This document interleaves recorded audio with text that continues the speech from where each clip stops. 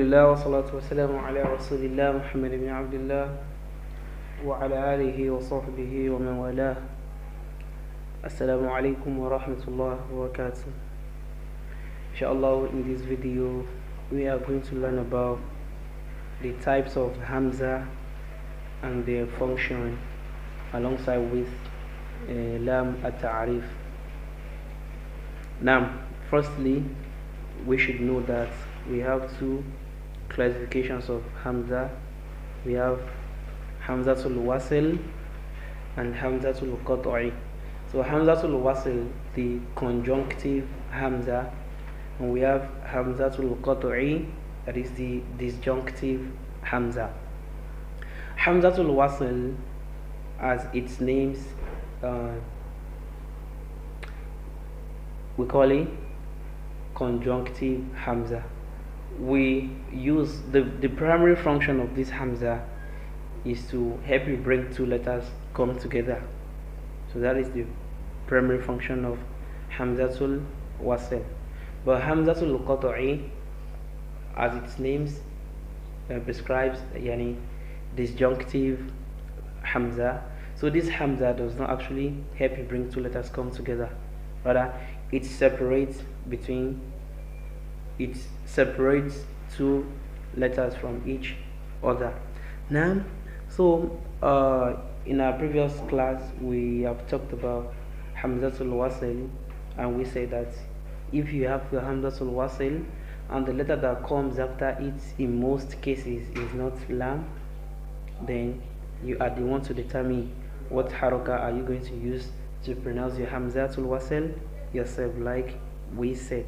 For example, according to our previous class, we said something like, if you have, for example, this is Hamzatul wasl and this is dal and this is the ain. So you are the one to determine what are you going to use to pronounce your Hamzatul wasl, because Hamzatul wasl will never take a visible fatha or dhamma or kasra on it. Hamzatul wasl does not take visible fatha, kasra or dhamma on it. It will only have this symbol, and we call the symbol sadun sagir, meaning small sword. So Hamzatul wasl only carries this symbol at all time. Then are you the one to say how do you now calculate if you have to say e or if you have to say u? Then you are going to calculate according to as like to your level as beginners. Then you need just to count to the third letter right from the Hamza itself. 1, 2, 3. So we've done all this in class, just like a kind of summary. Then if the third letter takes dhamma, you are going to use the same dhamma to pronounce the Hamzatul wasl. Therefore, this one is going to be uda'u, uda'u, uda'u. So we got the dhamma we used to pronounce our Hamzatul wasl from the third letter. Beautiful. But if the third letter now takes kasra or fatha, like this Hamzatul wasl here, is it like this? So if the third letter now takes kasra, we count 1, 2, 3. The third letter there is lam. If the third letter takes dhamma, kasra or fatha, then you are going to use kasra to pronounce the Hamzatul wasl. In that case, when we are to pronounce this together, we say ijalis, ijalis. We pronounce the Hamzatul wasl there with kasra. Now, so this one is clear because we've done this in class, alhamdulillah. So today we are now moving to the next one. So this is what we are going to learn today. This is what we are going to learn today. What we are learning today has to do with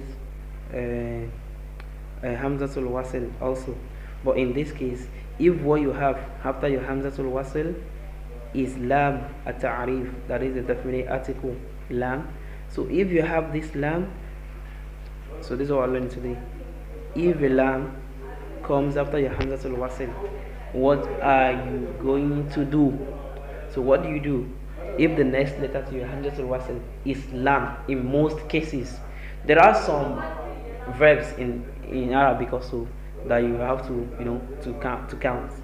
You have to count, but in most cases, So we call the lam ta'rif. That's definite article.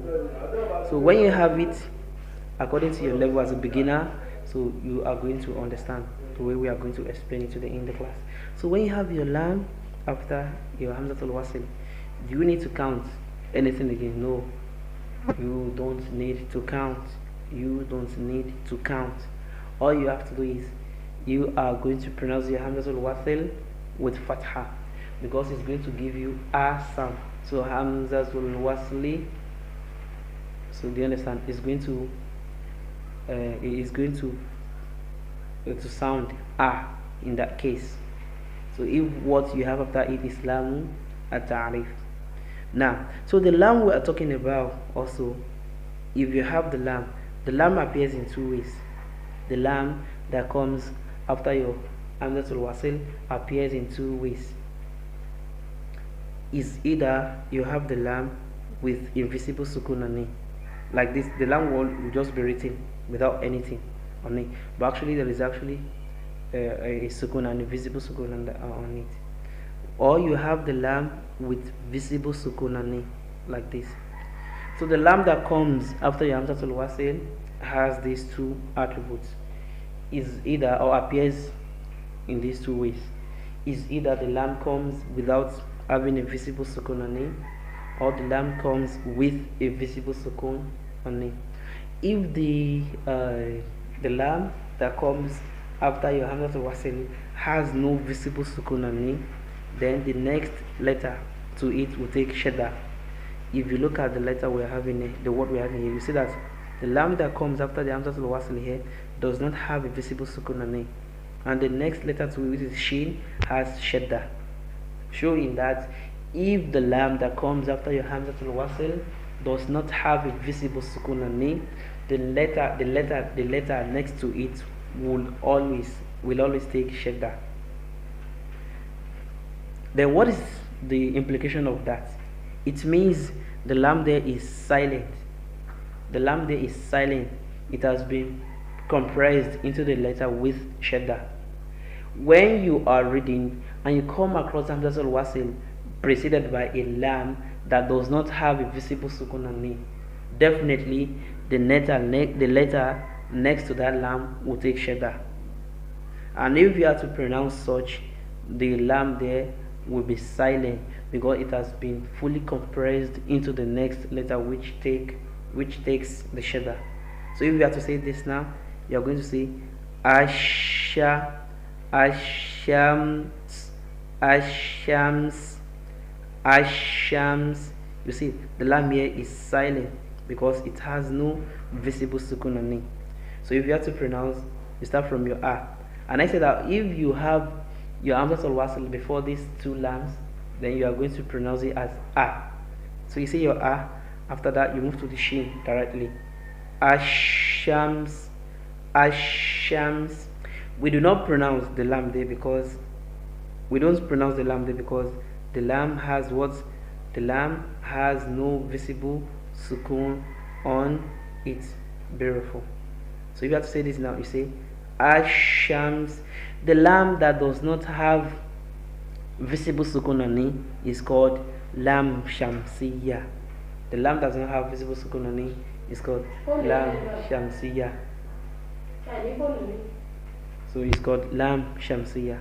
But the one with a visible sukun on it is called lam qamariyya. The one with visible sukun on it is called lam qamariyya.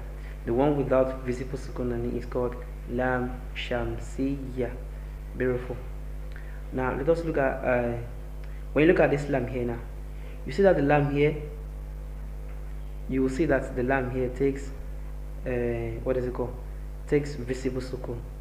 The second lam after your Hamzatul wasl here, it takes visible sukun, showing that you are to pronounce the lam there, because the lam takes visible sukun, unlike the one that does not take visible sukun here. So the one that does not take visible sukun, you don't have to pronounce it like this one. Lam is silent already, and the next letter to it takes shadda. That is lam shamsiyya. But look at the second one here. The lam takes visible sukun, and the next letter to it does not take shadda. which means the lam here is going to be pronounced. And don't you forget that your Hamzatul wasl is to be pronounced a. Then your a plus lam sakina, it becomes al. Qaf fatha qa, al qa, mim fatha ma, al qama, ra dhammaru, al qamaru. Do you understand now? Your lam here is pronounced. Why? Because the lam here takes visible sukun. If not for that, we wouldn't have said al. No. The lam will also be silent. But because the lam takes visible sukun. And whenever you come across lam shamsiya, it will never take sukun, visible sukun on it.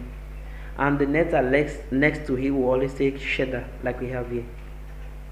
But this one, the sukun will be visible on it, and the next letter after it will never take shadda. And the lam here is pronounced. Beautiful. Now let's look at some of the examples. Like this one now, it becomes as-samak. As-samak. The lam there is silent. Why? Because it has no visible sukun on it. Ash-shajar. Ash-shajar. Ash-shajar. The lam there is silent because the lam has no visible sukun on it. Al-dhahab. Al-dhahab. The lam there is silent because it has no visible sukun on it. Ar-rajul. Ar-rajul. The lam there is silent because it has no visible sukun on it. At-ta'ir. At-ta'ir. The lam there is silent. I didn't say al-to because it has no visible sukun. Now let us go back to lam qamariya, the one with visible sukun. So in this case, the lam is always pronounced like al-qamaru, al-ka'batu, ka'bah, al-ka'bah, al-bayt, al-bab, al-jannah, al-hammam. We see that the lams here are all pronounced because they all take visible sukun on them. Beautiful. And don't forget that we've said earlier that if your Hamzatul wasl appears in between two letters, its pronunciation drops also. So this one does not change. Whether the Hamzatul wasl comes before lam qamariya or lam shamsiya, in as much that the Hamzatul wasl appears in between two letters, its pronunciation drops. For example, let us look at some of the examples we have here. Now, like look at this one now. This is by two. You see, look at the line showing that the Hamzatul wasl here is going to be silent because it appears in between two letters. Like we've done this before, so this shouldn't be alien, shouldn't be strange to you. Then you are going to say ba fathaya sukun, baita dhammatu, baitu. Then you move to the lam sukun, baitul maqadis, baitul maqadis, baitul maqadis. So this is how you're going to say it. The Hamzatul wasl is going to be silent at the middle of any letter, regardless of being at before lam shamsiya or lam qamariya or appearing without a lam after it. So this is what we are going to learn in this lesson. ونسأل الله سبحانه وتعالى أن يبارك فيما تعلمنا وفيما سنتعلم إنه على ذلك قدير وبالإجابة جدير. السلام عليكم ورحمة الله وبركاته.